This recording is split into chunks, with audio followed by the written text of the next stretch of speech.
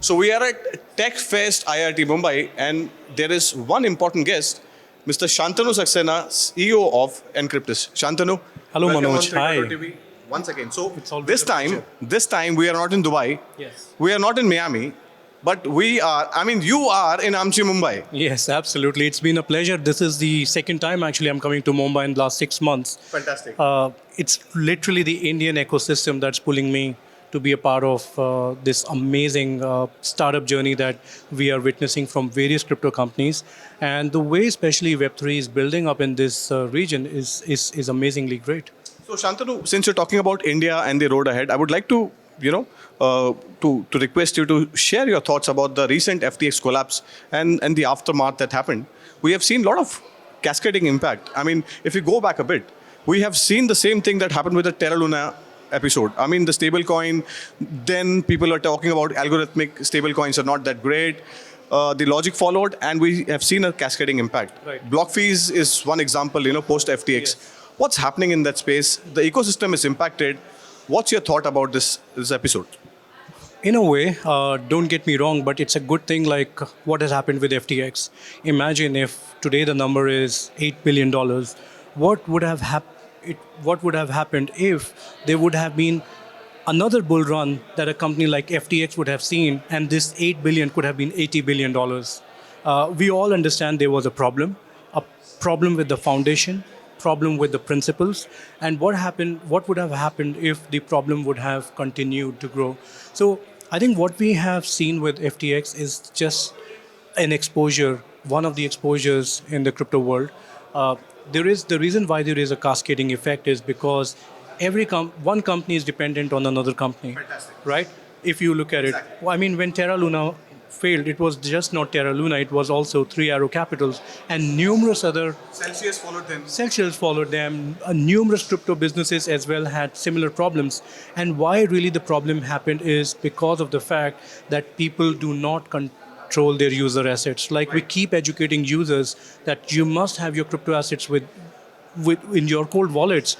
What is it that the crypto companies are doing? They are believing somebody else to give them these crazy returns. And literally what has happened is, if you look at a crypto project, I keep telling users, if a project is offering you crazy amount of returns, try to smell the smoke. Like, why is it there is a problem? UST was offering 36% returns as in terms of investments. Does this sound right to you? No, absolutely not. It doesn't sound right to us, right? So Exactly. So since we are talking about FTX and the collapse. yeah, and the collapse that happened, so you at Encryptus, what's the situation? I mean, how is Encryptus reading the script which is written by the then famous FTX Sang Bankman-Fried? It's a very good question, Manoj. If you remember, we started building a year and a half ago. From day one, what we have done is we have kept our principles very clear. I think I don't know if you got a chance to hear the lecture that I had. I was sitting on the first bench. First bench. Okay, great. But the first thing is greed. I think greed is the problem, is the reason for all the problems that's been causing. So at Encryptus, we have followed three major principles. A is we are not greedy about profits. Of course, we are a company, we want to make money at the end of the day. But at the same time, we have been focusing on building businesses with principles. I think, Manoj, it's a wonderful question. If you remember, we started building Encryptus about a year and a half ago when we first met in Dubai. Nothing much has changed. Actually, if you look at what we are doing, we are building a very simple product that is crypto to fiat and fiat to crypto. Yeah, right? exactly. That's That the is actual business model of Encryptus. model, right? Exactly. We have always focused on licensing and regulations. Every single money or cryptos that comes into our ecosystem is verified, is checked to make sure that we are dealing with clean customers, clean money, and clean cryptos. That's principle number 2. Principle number 3 is no matter what the amount is of the transaction, if the amount is clean, only then are we executing the orders for our users. The other thing is we have taken a small step towards decentralization, where all the big companies have failed as a unit. And why I say is they all offer wallets to the users. What we believe is the wallet should not be given to the users. It should be the user's choice to decide what wallets they want to they want select. to bring in. Fantastic. Whether they want to bring a cold wallet, they want to bring a hard wallet, an exchange wallet, it's their choice. But at the end of the day, the idea for us is to promote cold wallets. Your keys is your cryptos. Fantastic. Hashtag, right? That's what we have been promoting. Fantastic. So at Encryptus, we have seen actually of November on records. I can say we recorded November as the best month for our business. We saw over 120%, 115% increase in new users, and that's the same one month where we also saw over 110% increase in reactivation of old users. So basically, the users who were not using Encryptus. That number is actually, it's very interesting. I would like to do a follow-up question on that. Sure. At a time when, let me frame this question correct to you. Okay. FTX went down Right. in November, roughly around November First 11th. week, I think. First week, November 11th, they filed some Sometime chapter. around first Yeah, some week, yeah. And Encryptus recorded 120% growth. So how did you manage to, first of all, garner that market share? And what was the motivation behind it? And what was the business plan, first of all? As I said, we did nothing extraordinary. All what we were doing is slowly people are trying to understand what is the purpose that Encryptus is solving. Are we looking at compliances? The answer is yes. Are we looking at regulations? The answer is yes. Are we keeping the users' assets on our platform? The answer is no. No. Right? Fantastic. Which also means that in today's time, we have more money on our platform rather than user assets. So in our platform, so we are not an exchange. We are a crypto-to-fiat and fiat-to-crypto company, an on-ramp and an off-ramp company. Perfect. Also, what has happened is it's not just we have done something extraordinary, but also a lot of these users are not trusting probably exchanges and they want to use an OTC desk because Okay. OTC kind of gives an immediate conversion to crypto-to-fiat and fiat-to-crypto. I'll give you an example. Imagine you want to buy cryptocurrencies from us. Step one is, of course, KYC that you have to do with us. It's all on the platform, so it's all automated. Mobile and email, both. So we use desktop, Alright. so we do not have an app. The other thing then you do is you whitelist a bank account, you whitelist a wallet.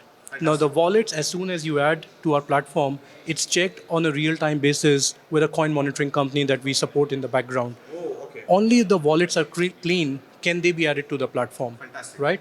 Now on the banking side, how do we know? By doing this, you are taking care of the money laundering and We the are other making bad sure- actors. You are eradicating. So we are making, at least from our side, we are making sure that the cryptos that comes from us goes to the clean wallet. Fantastic. Right? Of course, with KYC, we have identified the user. The third thing is we also check the bank accounts. The money, so basically when you whitelist a bank account, it's not like you add a bank account, it's added.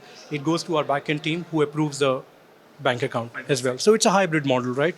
So this is where I think we have seen a value that the users see that whatever they deposit, they get the cryptos back to their wallets immediately.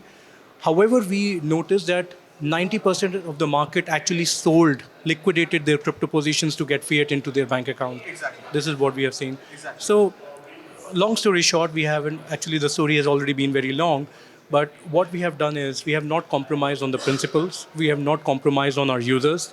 We have only managed orders where we can support the liquidity by ourselves, and we do not offer crazy products like DeFi, ThatFi, GameFi. We don't, because we believe that if there can be a company who can solve the most common problem of crypto to fiat and fiat to crypto, you're doing something all right with regulations and compliances. Fantastic. First of all, congratulations on this number. I mean, the business model is running, as like a BMW. So since we are talking about Encryptus, so we'll move forward. Right. And there are a lot of concerns in the cryptocurrency market. We are talking about regulations. Just a while back, you mentioned about regulations in your speech, which we were attending. Right. So how serious is this issue, Shantnoo? And since you are mentioning about stringent checks and balances policy as far as your KYC is concerned, so going forward, what will be the role regulations will play? If you can just highlight that. I think the first thing has to really start with education. User education is going to play a very, very important role. If you check all the past interviews that we have done, the first thing I've always focused is education. It's education, is yeah. always education. And not just from the user point of view. I mean, let's look at Japan. I was giving this example while we were in the conference. The thing why FTX users Japan did not lose any money because there were checks and controls in place. So what you need from a regulator is not just a policy, but an implementation of that policy as well, right? Really nice. If I'm asking what is the contingency policy, like what happens if an exchange goes down, it should not just be a policy, but it should be a plan that can be implemented. Probably the regulators must, we do fire drills, wherein the building guys switch on the fire alarms and check whether the people evacuate the building or not. Maybe they should do random checks on crypto companies, especially 150 years ago, New York Stock Exchange was considered to be the hub of gambling, right? But proper checks, licensing, compliances came in, and I think this is what really we are pro. We want regulations and compliances, and we also want an implementation. Over compliance and under compliance will both kill the business. I mean, my logic is pretty simple. A, we have to think beyond traditional compliance, and we must look at the modern tools that's available for coin monitoring, fiat inflows, fiat outflows. And once these tools are integrated within an ecosystem, that's where you will see a value. Reporting has to be important. Like imagine if I've come across a user who is a bad user, every country should have a very clear process. And I think as travel rule comes into the picture, we discussed about this in Miami. I think it will bring a lot of credibility as well, and it will clean up a lot of unclean companies which are there in the market. So since you're talking about a lot of suggestions as far as, making this ecosystem a better place to live in. So we enter our last segment. This is about the 2023 outlook since we are in December. And what do you think, Shantanu, will be the face of 2023? What is your expectations? How do you see? First of all, let me have a fire, a quick rapid fire with you. Sure. Do you see more companies collapsing in 2023? I mean, the big ones, yes. I mean, there seems to be a very strong possibility of bigger companies collapsing because bigger the company, bigger the risk, and bigger the greed, right? So yes, that probably will happen. We saw what happened after the FTX collapse with Genesis.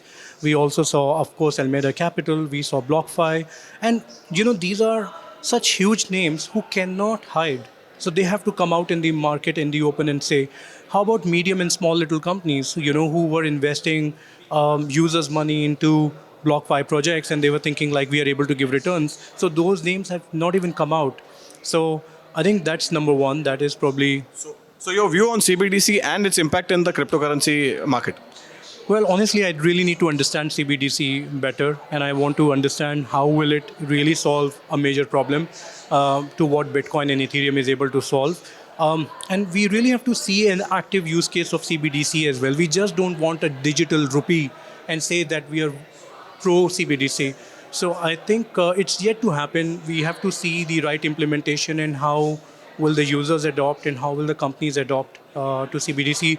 I mean, I'm not against the idea if a government can keep an eye on all my spendings. Yes, if they want to bring in transparency, it has to be both ways. Not just you take all the user data with you. So, Manoj, if you try to analyze this discussion, I'm not trying to sound like I'm not against regulations. I love regulations, but I like balanced regulations. One last question before we let you go. Is the next big leap of growth in this ecosystem, is it going to be yet another time from the metaverse, NFT, or you have a different idea about it? I don't know what's going to be the next. I mean, people are talking about Web3. But again, Manoj, I don't want to sound negative. I really want crypto companies to deliver the promise with which they started building. I think that is not happening because I've seen numerous crypto projects who started as DeFi, then they became NFT, and today they are Web3. On what basis? Are we trying to capture and get the attention of the investors and the users and say, hey, we are a Web3 company and does it sound cool? Is that the reason why we are doing it? So I think everything is not a token project. You cannot build an ecosystem like there cannot be 22,000 tokens that's existing, and what value are they adding is very, very important, right? B is exchanges have a very, very crucial role to play by listing and making sure that they're listing the right tokens on the platform. Right. C is, as I said, users must be educated as well. And D, while the crypto companies are building projects, they have to think about regulators, what they're building. They have to think about compliances. they have to think about the effects. We always think about the best case scenario, but why is it like companies don't think about the worst case scenario? Exactly. Right? I think when you combine the 4 or 5 elements together, and especially the worst case scenario element, you will see progress coming in. So, educating the viewers, that's a word coming in from Shantnoo. Shantnoo, thank you so much for talking to 3.0 TV. You spoke really well about the entire ecosystem, what all aspects the regulator needs to focus on. The customers and the companies and the customers should select the right wallet. Thank you so much, sir, for talking to 3.0 TV. And yeah, you're welcome, sir. Thank you so much. Bye-bye. Thank you very much, Manoj. Thank you, guys.